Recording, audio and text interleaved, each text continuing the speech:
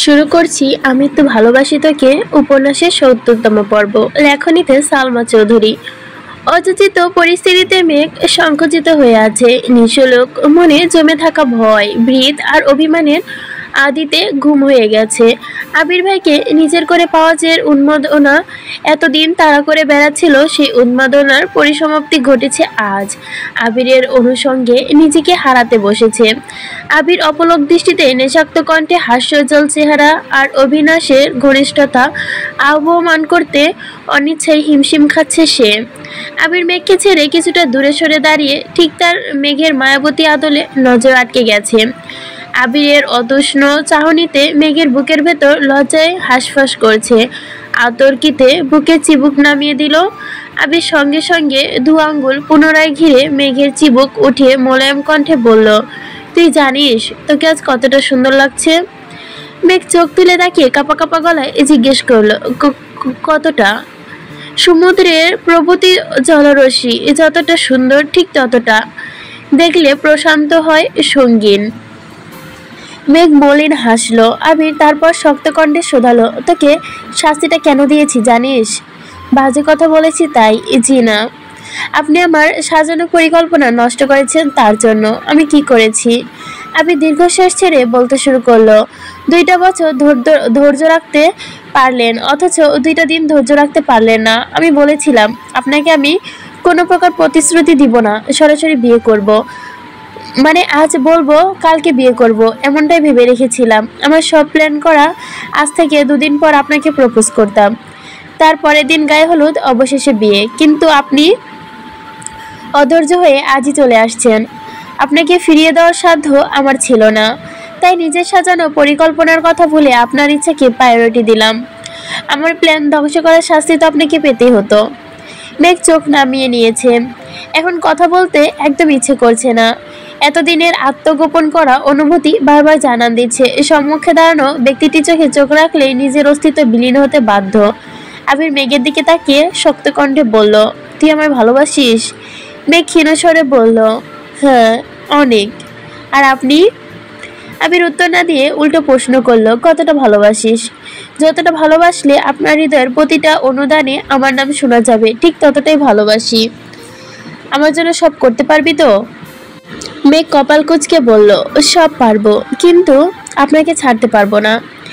আজ আবিরের অথবা পরিবারের দুটো থেকে আজ যদি আবির অথবা পরিবার দুটো থেকে যে কোনো একটা বেছে নিতে বলা হয়, তখন তুই কি করবি? বেছে নিতে পারবি আমাকে? মেঘ শীতল চোখে তাকিয়ে ভেজা কণ্ঠে বলল, পারবো। আবির মলিন হেসে শোধালো, আর যদি বলা হয় আবিরকে ছাড়তে হবে? তখন মেঘ আর্তনাদ করে জড়িয়ে ধরে কাঁদতে কাঁদতে বলল, আমি আপনাকে ছাড়তে পারবো না, প্লিজ। আর যাই বলেন আমি সব মেনে নিব। বাসায় মেনে না নিলে সারা জীবন আপনার সাথে থেকে যাব, তবুও কারো কথা আপনাকে ছাড়তে পারবো না। আবির মেঘের চোখ মুছে ধীর কণ্ঠে বলল, কাঁদতে বারণ করেছি তোকে। মেঘ ভেজা কণ্ঠে বলল, বাসায় কি কোনোভাবে আমাদের মেনে নিবে না? আবির দীর্ঘশ্বাস ছেড়ে বলতে শুরু করলো, শুধুমাত্র বাসায় মানানোর চেষ্টা। গত 3 বছর যাবৎ অক্লান্ত পরিশ্রম করে যাচ্ছি, আর আমার বাবা মায়ের একমাত্র ভরসা আমি। ওনারা আমাকে অনেক ভালোবাসেন। একজন দায়িত্ববান ছেলে হিসেবে আমাকে আজীবন ওনাদের পাশে থাকতে হবে। আমার স্বইচ্ছায় কোনোদিন আব্বু আম্মুর সাথে সম্পর্ক নষ্ট করতে পারবো না। 3 বছর আমি আমার সবটুকু দিয়ে চেষ্টা করেছি, এখনো করছি, শুধুমাত্র ওনাদের চোখে যোগ্য হওয়ার জন্য। প্রাইভেট কার কিনেছি, আলাদা কোম্পানি দাঁড় করিয়েছি, বাসা পর্যন্ত করেছি। ওনারা যোগ্যতা চাইলে আমি আর জোর গলায় বলতে পারবো, হ্যাঁ আমি তোর জন্য যোগ্য। তোকে পাওয়ার জন্য ওনারা যদি শর্ত দেন, আমি আব্বু বা চাচুর দেওয়া যে কোনো শর্ত মেনে নিতে রাজি, তবুও তোকে আমার লাগবেই। কিন্তু ওনারা যদি আমাদের সম্পর্ক মেনে না নেয়, তোকে ছাড়ার কথা বলে, আমি চুপ থাকতে পারবো না। পরিস্থিতি যদি এমন হয় এই যে বাসা থেকে বেরিয়ে আসতে হবে, আমি চুপচাপ বাসা থেকে বেরিয়ে আসবো, কিন্তু তোকে তখন আমার সঙ্গে বেরিয়ে আসতে হবে। বিশ্বাস কর, আমি তোকে কষ্টে রাখতে পারবো না। আর তোকে পরিবার থেকে বিচ্ছিন্নও করব না, কারণ আমি জানি আমার থেকেও তোকে অনেক বেশি আবেগ জড়িয়ে আছে ওই বাসায়। কিন্তু কি করব বল, আমার যে তোকে লাগবেই, লাগবে মানে লাগবেই। বাসায় মেনে না নিলে হয়তো কয়েকটা দিন একটু দূরে থাকতে হবে, তারপর আমি সব ঠিক করে দিব। জাস্ট কয়েকটা দিন, ফুপিদের মতো 28 বছর পরিবার থেকে ছেড়ে থাকতে হবে না তোকে। আব্বু ছাড়া বাকি সবাইকে মানিয়ে নিতে পারবো, হয়তো আব্বু একটু ঝামেলা করবে, আর যাই হোক আজ তোকে আমার সাথে থাকতে হবে। থাকবি তো? মেঘ ঠান্ডা কণ্ঠে বলল, থাকবো। প্রায় 1 ঘন্টা সময় নিয়ে আবির মেঘকে বুঝিয়েছে কি কি করতে হবে, কি বলতে হবে সব বুঝিয়েছে। ততক্ষণে এশার আজান সময় হয়ে গেছে। আবির পকেট থেকে ফোন বের করে সময় দেখে নিল। বিকাল থেকে এই পর্যন্ত 24টা কল আসছে, ফোন সাইলেন্ট থাকায় টের পায়নি। তানভীর কলের পর কল দিচ্ছে, মেঘকে নিয়ে ফিরে বাসায় যেতে হবে। এদিকে আলী আহমদ খান, মোজাম্মেল খান, ইকবাল খান তিনজন মিলে অনেকগুলো কল দিয়েছে। দুপুরে মিটিং শেষ করে সিফাতের সঙ্গে আবির খুব রাগারাগি হয়েছে, আর একটুর জন্য হাতাহাতি হতে যাচ্ছিল। সিফাতের চালচলন আবিরের একদম পছন্দ না। ছেলেটা যতই ভালো সাজা নাটক করুক না কেন, আবিরের সামনে বারবার ধরা পড়েছে। কিন্তু আলী আহমদ খানের চোখে সিফাত খুবই ভদ্র ছেলে। আজ সকালে আলী আহমদ খান ল্যাপটপে সিফাতের ফ্যামিলির ফটো দেখাচ্ছিলেন। আবির অফিসে ঢুকে সিফাতের কণ্ঠ কানে আসে, মেঘতে মেঘতে মাশাআল্লাহ বলাই সুন্দর বলেছে। বিয়ে দেননি কেন এখনো? একদিন সময় করে মেঘকে দেখতেও যাবে, তার সাথে পরিচয় হবে, এসব কথাই বলতেছিল সিফাত। আলী আহমদ খান কথাটা তেমন ভাবে গুরুত্ব না দিলেও আবিরের শরীরে রাগ জ্বলে উঠেছিল। আব্বুর সামনে কিছু বলতে পারছিল না, আবার চুপ থাকতে পারছিল না। তারপর মিটিং থেকে বের হতেই সিফাতের ফোনের স্ক্রিনে আবিরের ফ্যামিলি ফটো থাকায় মেঘের ছবিটি বড় করে দেখছে। ওই ছবি দেখে আবিরের মেজাজ তুঙ্গে, রাগে চিৎকার করে সিফাতের ফোন ছবি কেটে দিতে বলেছে। ইকবাল খান দ্রুত ছুটে আসেন। উনি কিছু না বুঝলেও আবিরের রৌদ্রমূর্তি ধারণকৃত রূপ দেখে আবিরকে টেনে হিঁচড়ে সরিয়ে নিয়ে গেছে। আলী আহমদ খান তখন তো চুপ ছিলেন। সবকিছু ওনার মনে হচ্ছিল, আর সিফাতকে জব দিতে নিষেধ করেছিল, সেক্ষেত্রে ক্ষোভের সাথে রাগারাগি করেছে, এমনটাই তার ধারণা। তারপর আলী আহমদ খান বলে বসলেন সিফাতকে বাসায় থাকার ব্যবস্থা করে দিবে। এই কথা শুনে আবিরের রাগ 3 গুণ বেড়ে গেছে। আলী আহমদ খানের সাথে রাগারাগি করে আবিরও তখন অফিস থেকে বেরিয়ে আসছিল। নিজের অফিসে এসে কেবিনে বসা 10 মিনিটের মধ্যে কল আসে, মেঘ শাড়ি পরে বাসা থেকে বেরিয়েছে। একে আব্বুর ওপর মেজাজ খারাপ, সবকিছু মিলে বিরক্ত, তার উপর মেঘের আকস্মিক কর্মকাণ্ডে অনিচ্ছা থাকা সত্ত্বেও প্রেয়সীর কথা ভেবেছে, আর এখন হাসি মুখে মেঘে সময় দিচ্ছে। তবে সেই বিকাল থেকে ফোন সাইলেন্ট করে রেখেছে, আর যা হবে খানবাড়িতেই হবে। আবির মেঘের সাথে কথা শেষ করে মেঘকে নিয়ে নিচে আসলো। ততক্ষণে স্টাফদের প্রায় সবাই চলে গেছে। মিরাজ আর 2-3 জন ফ্রেন্ড বসে আছে। আবির নামতে দেখে শান্ত কণ্ঠে বলল, ভাইয়া সবার খাওয়া শেষ, ওনারা যে যার মতো চলে গেছেন। আবির ঠান্ডা কণ্ঠে বলল, আচ্ছা কিন্তু রাকিবরা কোথায়? মিরাজ রাজভারী কণ্ঠে বলল, রিয়া ভাবি কল দিয়েছিল, উনি বোধহয় অসুস্থ। রাসেল ভাইয়াকে নিয়ে তাড়াহুড়ো করে চলে গেছেন, কল দিয়েছিল রিসিভ করেননি। ও রাকিবরা খেয়েছে? হ্যাঁ সবাই খেয়েছে। তোমরা খেয়েছো? না ভাইয়া, তোমরা খাওয়ার পর খাবো। আবির স্বাভাবিক কণ্ঠে বলল, খেয়ে নিতে পারতে। আবির মেঘকে খাবার রেডি করে দিচ্ছে। আজকে সব খাবার রেস্টুরেন্ট থেকে আনা। সন্ধ্যার দিকে মিরাজের ফ্রেন্ডরা খাবার নিয়ে আসে, সাথে 1 টাইম প্লেট আর গ্লাসও নিয়ে আসছিল। মেঘকেও প্লেটে খাবার দিচ্ছে আবির। মিরাজ আর ফ্রেন্ডরা ছাদে গেছে। মেঘ জিজ্ঞেস করলো, আপনি খাবেন না? খেতে ইচ্ছে করছে না, যতক্ষণ না সবকিছু ঠিক হচ্ছে ততক্ষণ স্থির হতে পারছি না। মেঘ আবিরের চোখের দিকে তাকিয়ে মোলায়েম কণ্ঠে বলল, যা হবার হবে, সারাদিন খাননি, আগে খেয়ে নিন, আমি খাইয়ে দেই। আবির আর চোখে তাকিয়ে মৃদু এসে বলল, বাবা বউ ফিল এসে গেছে নাকি? মেঘ ভেঙচি কেটে বলল, দেখি হা করেন। আবির কথা না বাড়িয়ে চুপ করে খেয়ে নিল। খেতে খেতে তানভীরকে কল দিয়ে কথা বলেছে। মিরাজকে আগেই বলেছিল আবির শার্ট আর প্যান্ট নিয়ে আসার জন্য। আবির পাঞ্জাবি পায়জামা পাল্টে শার্ট প্যান্ট পরে মিরাজের থেকে বিদায় নিয়ে রওনা দিল। আজ মিরাজরা এখানেই থাকবে, আগামীকাল তানভীর এসে সবকিছু গুছিয়ে রেখে যাবে। যাওয়ার আগে মেঘ হলুদ আর সাদা সবগুলো গোলাপ একসঙ্গে করে শপিং ব্যাগে ভরে নিল। আসার সময় কিছুটা দূরত্ব থাকলেও বাইকে বসে মেঘ পেছন থেকে আবিরকে শক্ত করে জড়িয়ে ধরেছে। আবির মুচকি এসে নিজের এক হাত মেঘের হাতের ওপর রেখে উদিল কণ্ঠে বলল, বাসায় উল্টোপাল্টা কিছু বললে এভাবে জড়িয়ে রাখতে পারবি তো? মেঘ আস্তে করে বলল, দেখা যাক, আপনি পারবেন? আবির মৃদু হেসে বলল, অবশ্যই, আমি একদম কোলে নিয়ে চলে আসবো। মেঘ মেকি স্বরে বলল, আমিও দেখবো আপনার সাহস কেমন। ওকে। আবির বাইক স্টার্ট দিল। মেঘ আবিরের প্রশস্ত পিঠে মাথা এলিয়ে আবিরের গায়ের গন্ধ উপলব্ধি করছে। অনেকটা পথ যাওয়ার পর মেঘ আচমকা ডেকে উঠল, আবির ভাই। আবির তৎক্ষণাৎ ব্রেক কষল। বাইক থেকে নেবে মেঘের মুখোমুখি দাঁড়িয়ে গুরুতর কণ্ঠে বলল, কথায় কথায় ভাই বলার অভ্যাস ত্যাগ করুন। আমি আপনার ভাই না, ওকে? মেঘ আস্তে করে ডাকলো, ভাই না ডাকলে কি ডাকবো? আবির ডাকবি। মেঘ চোখ বড় বড় করে তাকিয়ে বলল, আমি পারবো না। কেন? স্বামীর নাম মুখে নিতে নেই, আপনি জানেন না? আবির হাসতে হাসতে বলল, হাই রে কুসংস্কার, গত 2 বছর আবির ভাই ডাকতে ডাকতে কান তবদা বানিয়ে ফেললি, এখন বলছিস স্বামীর নাম মুখে নিতে নেই। মেঘ মুখ চেপে শক্ত কণ্ঠে বলল, তখন আপনি আমার স্বামী ছিলেন না, চাচাতো ভাই ছিলেন, বুঝছেন? বুঝেছি, কিন্তু আর একবার যদি আবির ভাই বলেছিস তাহলে বাম হাতে কানের নিচে একটা থাপ্পড় দিব, 3 দিন বেহুশ থাকবি। মেঘ হুঙ্কার দিয়ে উঠল, তাহলে ডাকবো কি আমি? আবির নির্দ্বিধায় বলল, আহিয়া আব্বু। মেঘ উদ্বিগ্ন কণ্ঠে আবিরের দিকে তাকিয়ে প্রশ্ন করলো, আহিয়া কে? আবির মুচকি এসে বলল, আমার মেয়ে। হোয়াট? আপনার মেয়ে আসলো কোথা থেকে? আবির দুষ্টু স্বরে বলল, মেয়ে আমার একার না, আমাদের দুজনেরই মেয়ে আহিয়া। মেঘ নিজের পেটে হাত রেখে উদ্বিগ্ন কণ্ঠে বলল, আমাদের মেয়ে মানে? আমার তো এখনো বিয়েই হয়নি, মেয়ে কোথা থেকে আসবে? আবির নিঃশব্দে হেসে মেঘের মাথায় আস্তে করে গাড্ডা মারলো, আরে বোকা মেয়ে, আমি আমাদের অনাগত সন্তানের কথা বলছি। মেঘ হাম্মকের মতো তাকিয়ে বলে, ছি, আপনার লজ্জা লাগে না? ও মা, লজ্জা লাগবে কেন? এই যে আজে বাজে কথা বলছেন। হবু সন্তানের কথা বউকে বলতে গেলে আবার লজ্জা পেতে হয় নাকি? এর নির্লজ্জময় জীবন আমি রাখবো না। মেঘ বিরক্ত ঘোরা কণ্ঠে বলল, ফাজলামি ছেড়ে তাড়াতাড়ি বাসায় চলুন। আজ বাসায় যে কি হবে দেখা যাবে।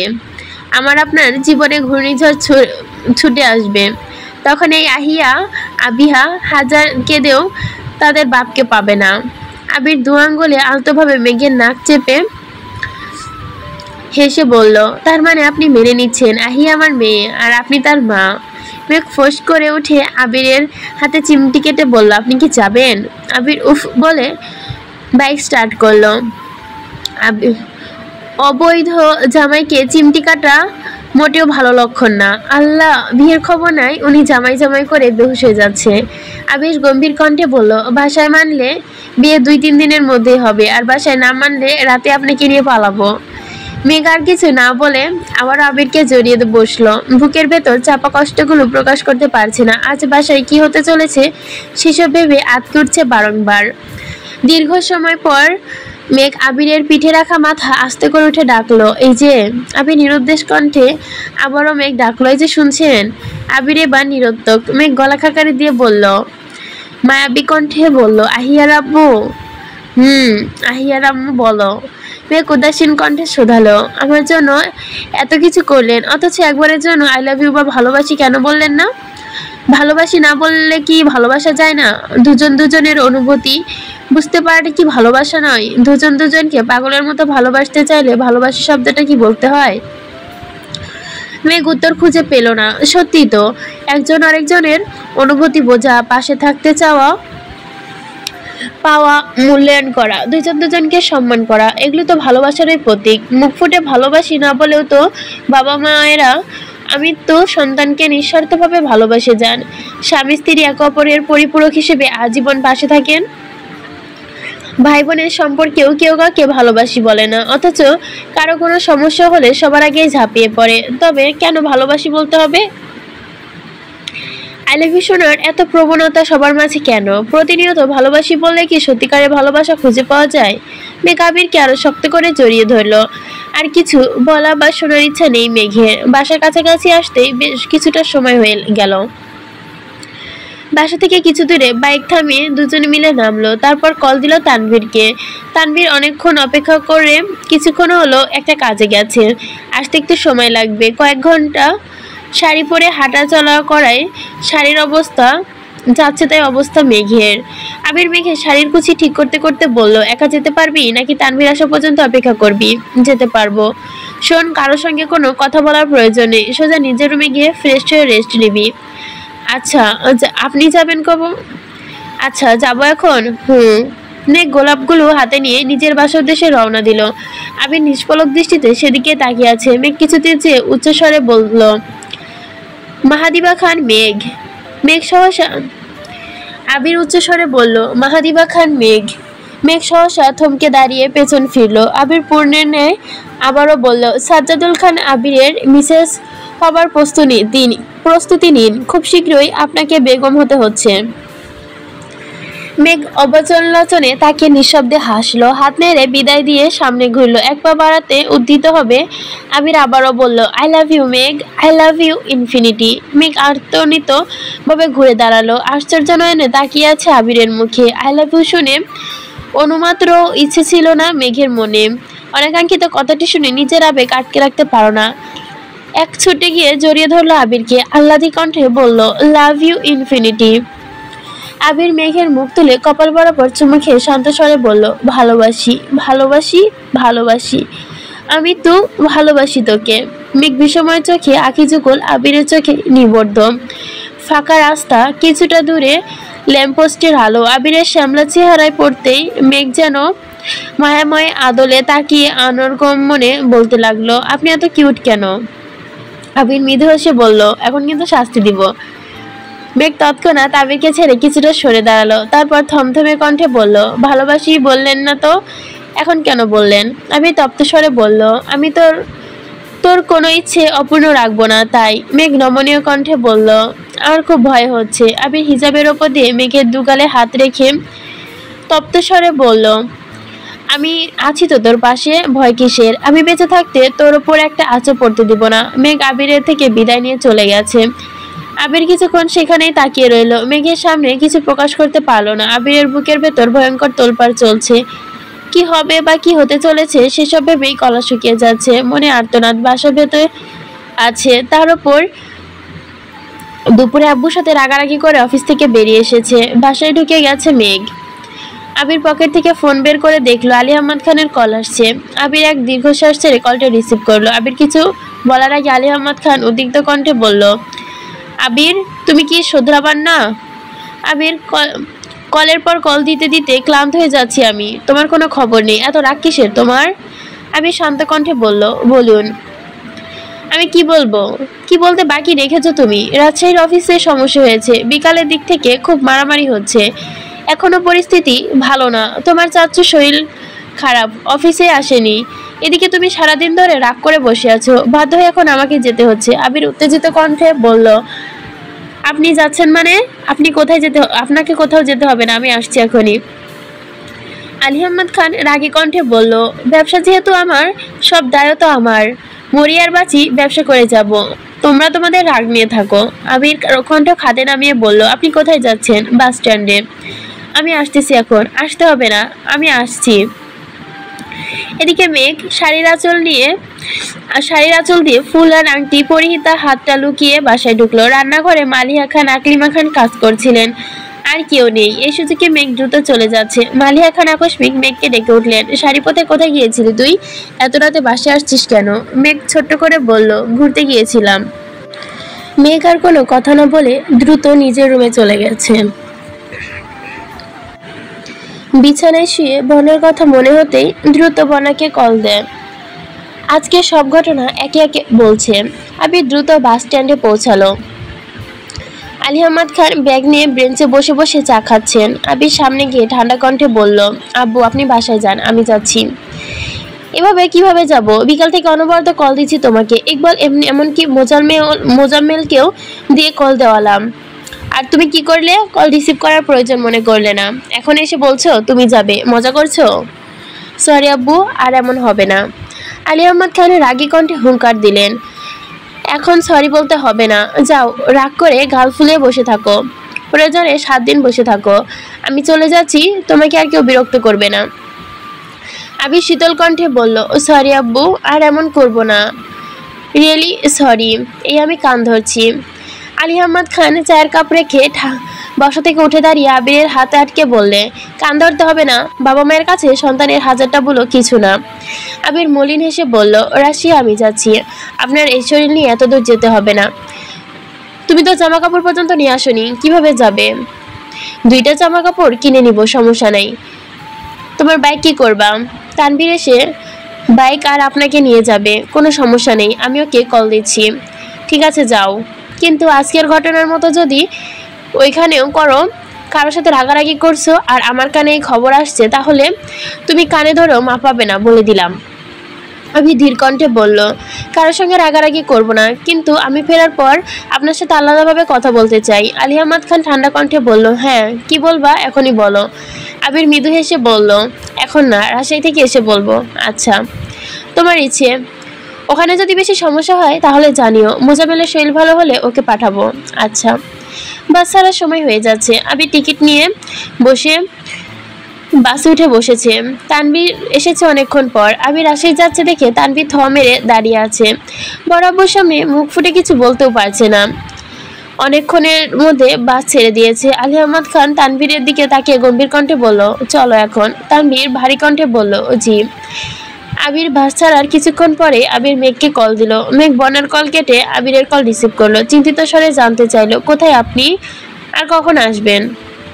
আবির ধীর কণ্ঠে বলতে শুরু করলো, আমাকে ইমার্জেন্সি রাজশাহী যেতে হচ্ছে, বাস অলরেডি ছেড়ে দিয়েছে। তোকে যা বলি একটু শোন।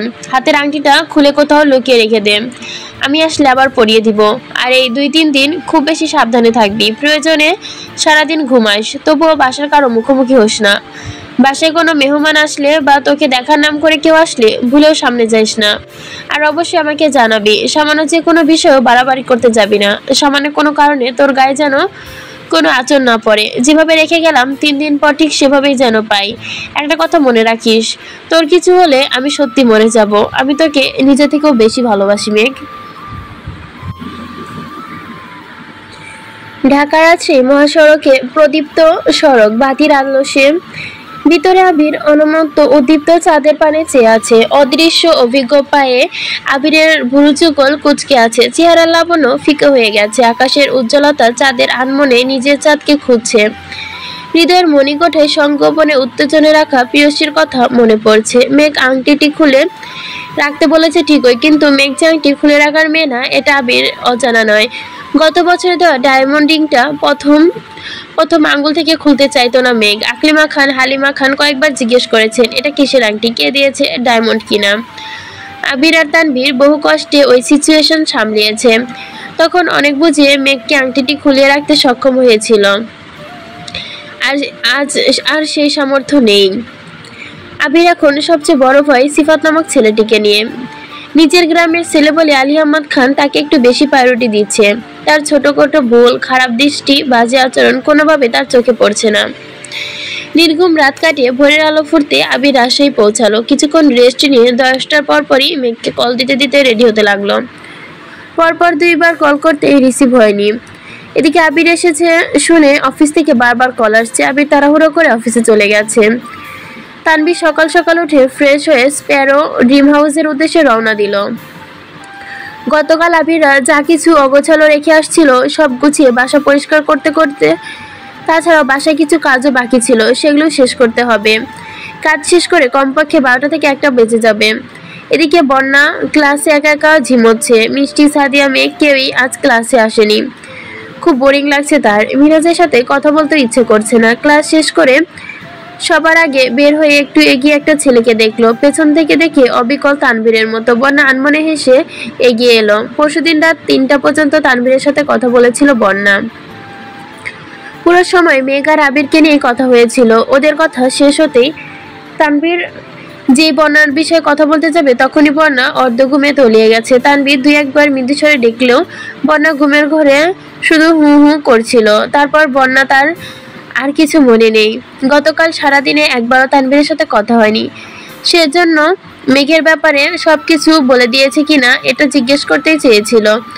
আর হ্যাঁ, বলাই তানভীর রাগী স্বরে বলেছিল, আমি শুধু তোমাকে জানিয়েছি আর তুমি না বুঝে সেটা বোনকে বলে দিলে। সকালে উঠে আমাকে একবার জিজ্ঞেস করতে পারতা। সেই যে কল কেটেছে এখন অবধি তানভীর কোনো কল বা মেসেজ আসেনি। বনের ভেতর ভেতর কষ্ট পেলেও সেটা প্রকাশ করতে পারছে না। তানভীরের কল দেওয়ার সাহসও পাচ্ছে না।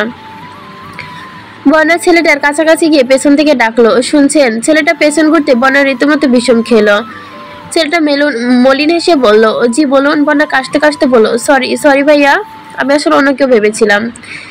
সেই ছেলেটা পাশ থেকে আরেকটা ছেলে একটু রাগী স্বরে জিজ্ঞেস করলো, কোন ইয়ার, কোন ডিপার্টমেন্ট? বড় ভাইদের ডেকে আবার সরি বলছো? পরে ঠান্ডা কণ্ঠে বলল, বোটানি, সেকেন্ড ইয়ার। কোথায় কি লেখা আছে বড় ভাইদের ডাকা যাবে না? আর অন্য একজনকে ভেবে ডেকেছিলাম, যেহেতু সেহেতু সরি বলছি, ইচ্ছাকৃতভাবে ডেকে তো আর সরি বলছি না। মুখে মুখে কথা বলছো আবার, এই জন্য মেয়ে মানুষের কি আসলেই ভেজাল? বন্যা একটু রাগী স্বরে বলল, আজব মানুষ তো।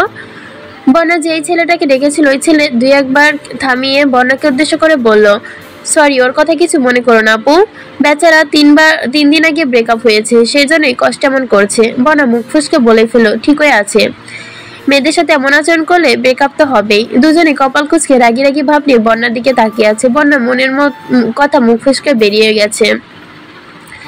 এটা বুঝতে কিছুটা সময় নিল। সঙ্গে সঙ্গে বন্যা মুখ চেপে পালালো। মিনহাজ আর তামিম এগিয়ে এসে চিন্তিত স্বরে জিজ্ঞেস করতে চাইলো, এইভাবে মিনহাজরা জিজ্ঞাসা করলো, এভাবে ছুটছিস কেন?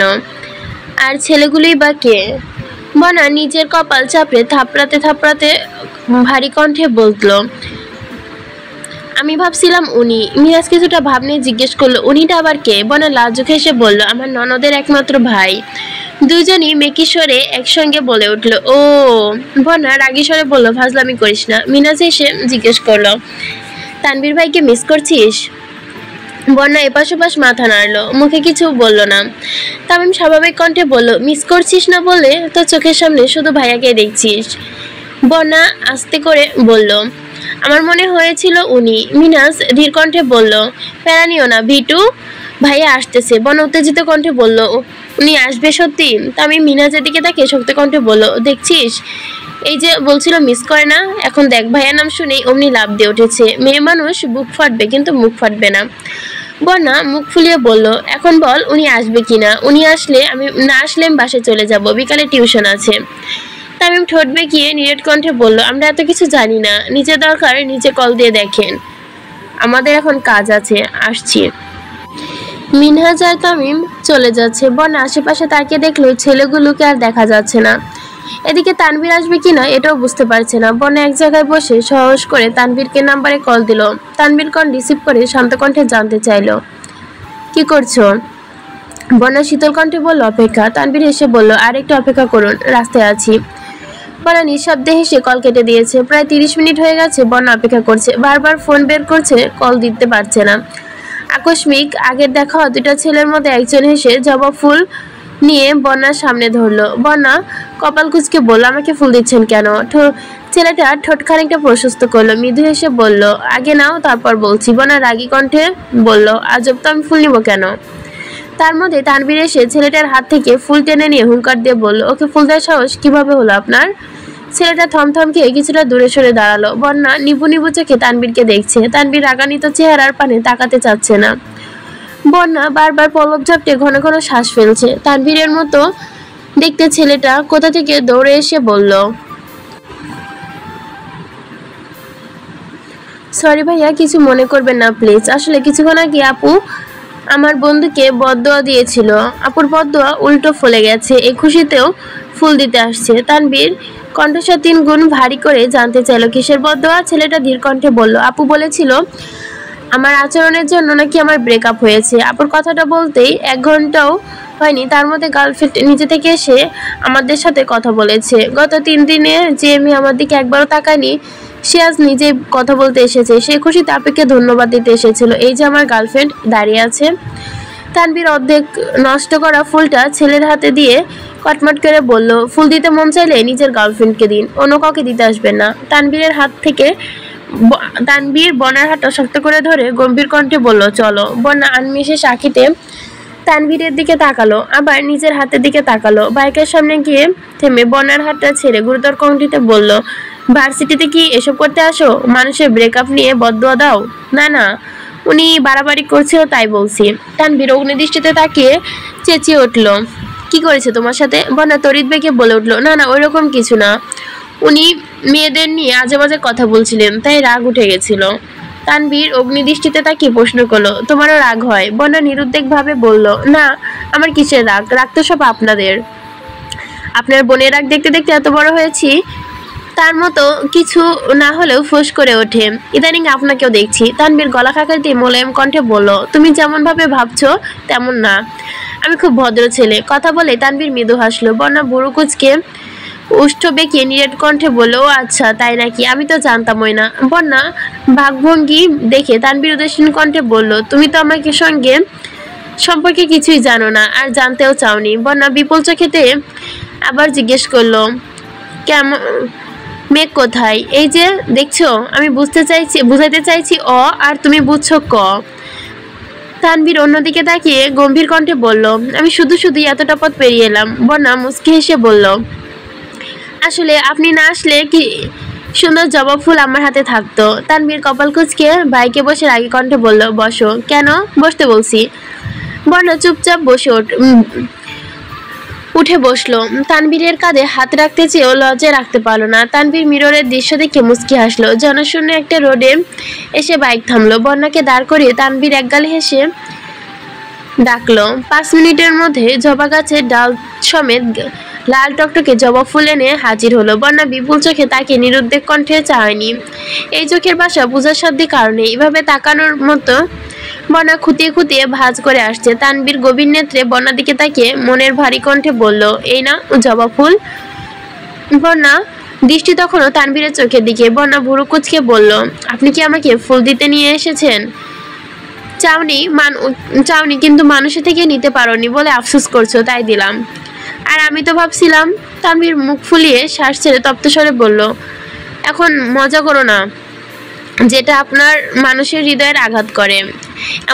এমন মজা করো না যেটা মানুষের হৃদয়ে আঘাত করে।